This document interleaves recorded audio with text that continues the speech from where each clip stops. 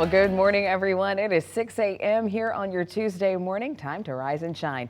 Thanks so much for starting off your day with us here on Up with KREM. I'm Channing Curtis. Let's get right over to the forecast with meteorologist Thomas Patrick, because Thomas, today you're calling for a weather impact alert day due to wind. Is that right? Yeah, that is correct, Channing, because we have a cold front passing through this morning. So expecting that those wind speeds are going to increase quite a bit into this afternoon. It's certainly going to be a bit inconvenient for those that will be traveling around. And if you are staying at home, just make sure that any loose objects in the front or backyard are secured or moved into the garage. You don't want them blown away for today. There are red flag warnings as a result of the dry and windy weather through eastern Washington for the hours of 2 to 8 o'clock. So it is that 6-hour time frame that those wind speeds will be at their highest. Here's that cold front that is passing through. That's all the cloud cover that you see. Not a whole lot of rain attached to it because this is a pretty dry weather system. So expecting the winds to increase from decently calm conditions right now to that 30 to 45 mile per hour range into the afternoon.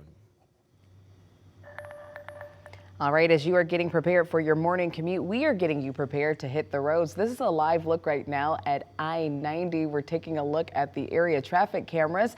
As you can see, even though this one kind of stalled on us, that's all right. You can see not a lot of cars out on the roads right now, which means no major traffic issues either. Of course, we'll continue keeping an eye out on things and let you know if anything changes with the traffic in our area. Overnight, a Yakima County prosecutor recommended assault charges against a Spokane County Sheriff's deputy.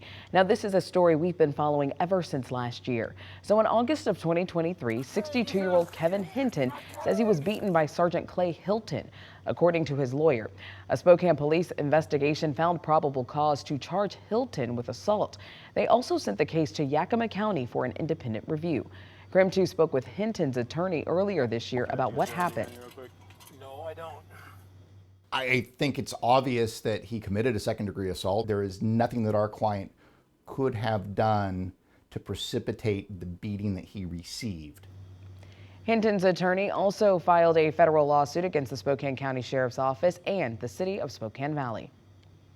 Now, the Spokane County Sheriff's Office shared a statement with us yesterday saying, in part, quote, "With this new information, the Spokane County Sheriff's Office is finalizing the internal investigation into this incident," end quote. They plan to share an update once that internal investigation is done. Right now, Spokane County elections workers are hand counting thousands of primary ballots in the tightly contested race for Public Lands Commissioner. Only 51 votes separated second and third place, so the recount is needed to determine who will go on to the November general election. KREM 2's Amanda Rowley brings us more after election workers wrapped up the first day of the recount. Right behind me are about 24 election workers who are busy counting every single Spokane County vote for the state's Public Lands Commission race. That's 145,000 ballots being recounted by hand, and it's expected to take them about 4 days to complete. Just beyond these doors, Spokane County's election workers are concentrating. Their fingers are swiping to a very precise beat of one ballot at a time. The count staff get into a rhythm. A rhythm Spokane County Auditor Vicki Dalton is overseeing. Doing this kind of work is very exacting. All 39 Washington state counties are recounting ballots for the state's Public Lands Commissioner race, and it's all done by hand. In Spokane County, 24 people were divided into teams of 2 for the recount.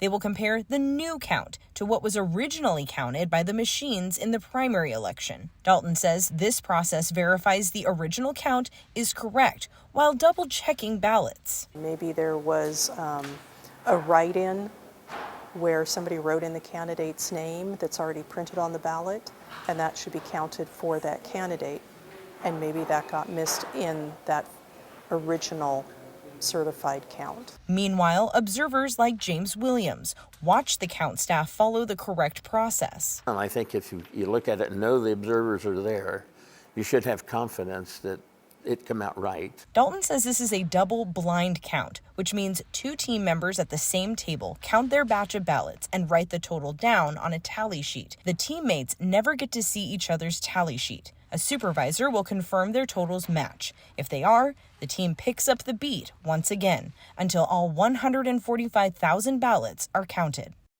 There are nearly 2 million ballots that need to be recounted across Washington state. The Secretary of State's office told me they expect it will take about 7 days for all counties to complete this. Amanda Rowley, KREM 2 News. At 6:06, let's take a look at your morning rush. More news in less time. A Spokane Tribal police officer is recovering this morning after being injured over the weekend. In a Spokane Tribal police Facebook post, the officer responded to an incident in Corkscrew Canyon, northwest of Spokane. The responding officer says a 21-year-old attacked him. The officer struggled with the suspect until a backup officer was able to arrive. Officers say they tased the man several times before being able to get him into custody. The officer received stitches in his face and is expected to be okay.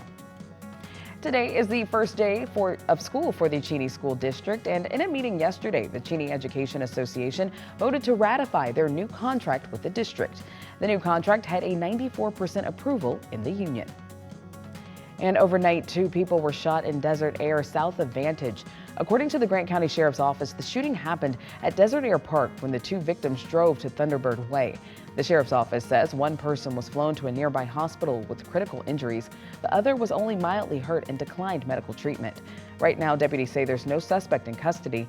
We still don't know exactly what led up to this shooting or who fired the gun. Avista is announcing CEO Dennis Vermillion will retire at the start of next year. Vermillion is a Spokane native and a Washington State grad. He joined Avista in 1985. In a statement, he says that he stayed with Avista for nearly 40 years because it is a, quote, great company with employees who truly care about the communities we serve, end quote. COO Heather Rostrader will take his place as the first female CEO of Avista effective January 1st. In a statement, she says, quote, we have important work ahead of us to achieve our clean energy goals safely, responsibly, and affordably, end quote. And happening today, the city of Spokane will unveil a portrait of former Spokane Mayor Jim Chase. He was the city's first and only black mayor.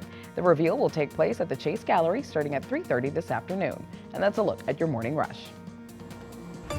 Time at 6:07 as we take it outside. Quite pleasant right now, but the weather is going to be a lot more impactful later on today when the winds start to increase. We're under a weather impact alert day from about 2 to 8 o'clock for those wind speeds to be between 30 and 45 miles per hour. Just make sure you tidy up any loose objects that might be in the yard, but also realize that the dry and windy weather combination has prompted red flag warnings and some heightened fire danger. In the meantime, again, pleasant and much warmer this morning compared to yesterday, really thanks to a lot of cloud cover overhead as we're at 65 right now in Spokane and 53 in Deer Park. This is almost 10 degrees plus warmer than yesterday. But as this cold front passes through today, it will get colder in the next 24 hours. So coming up, I'm going to detail not just how strong the winds are going to be and how long that's going to last, but our big temperature swings through the course of this week, including a cold night tonight and a hot Labor Day weekend.